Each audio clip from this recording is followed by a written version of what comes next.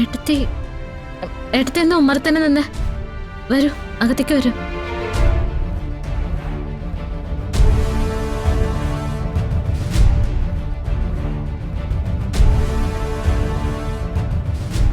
എന്റെ വീട്ടിലേക്കല്ലേ ഏട്ടത്തി വന്നത്?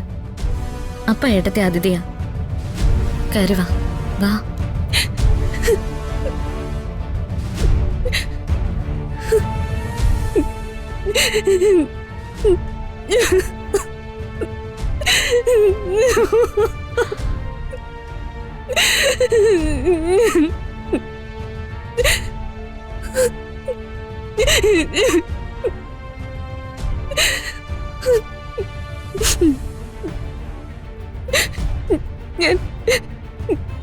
ഞാൻ അവസാനിക്കാൻ പോവാ.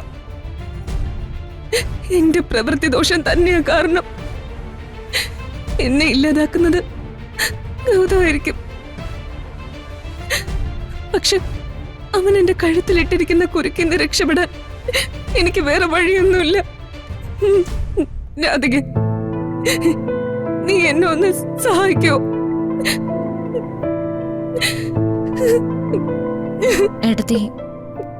ഏട്ടത്തി കരഞ്ഞിട്ടായാലും കാല് പിടിച്ചിട്ടായാലും ജീവനെ കുറിച്ച് വേദനിച്ചിട്ടായാലും ഒക്കെ ഏട്ടത്തിയുടെ അഭിനയം ഞാൻ പല രീതി കണ്ടിട്ടുണ്ട്. ഞാനിപ്പോ നിങ്ങളുടെ അടുത്ത് പോലും ഇല്ല. ഒരുപാട് ദൂരെ എന്റെ അച്ഛൻ്റെയും അമ്മയുടെയും കൂടെ ചെറിയൊരു തൊഴിലും ചെയ്ത് ജീവിക്കാം. എന്നെ വെറുതെ വിട്ടേക്ക്. ഏട്ടത്തിയുടെ ഈ വരവ് ഏട്ടത്തിയും ചെറിയമ്മയും ചേർന്ന് പ്ലാൻ ചെയ്താണെങ്കിൽ അതിൽ നിന്ന് എന്നെ ഒഴിവാക്കാൻ കരുണ കാണിക്കണം. ഈ പറഞ്ഞതിൽ ഒരു തെറ്റുമില്ല രാധിക. ചെറിയമ്മയുടെ കൂടെ ചേർന്ന് നിന്നെ ഞാൻ അത്രയ്ക്ക് ദ്രോഹിച്ചിട്ടുണ്ട്. അതിനെല്ലാം ഉള്ള തിരിച്ചടി എനിക്ക് കിട്ടിക്കൊണ്ടിരിക്കാം.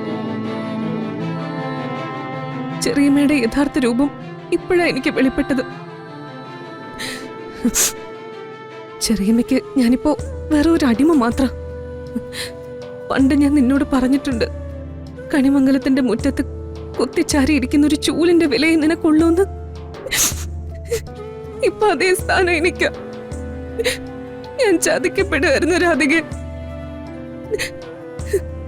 ഒഴിവാക്കി ഒറ്റപ്പെടുത്തി എന്നെ വല്ലാതെ ദ്രോഹിക്കുക.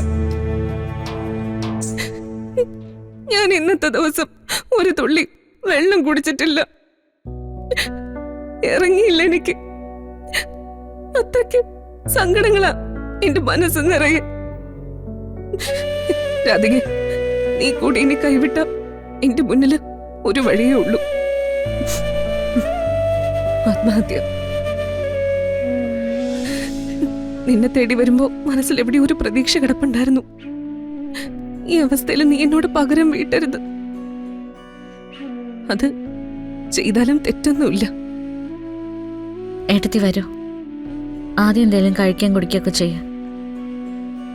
ബാക്കി നമുക്ക് പിന്നെ സംസാരിക്കാം.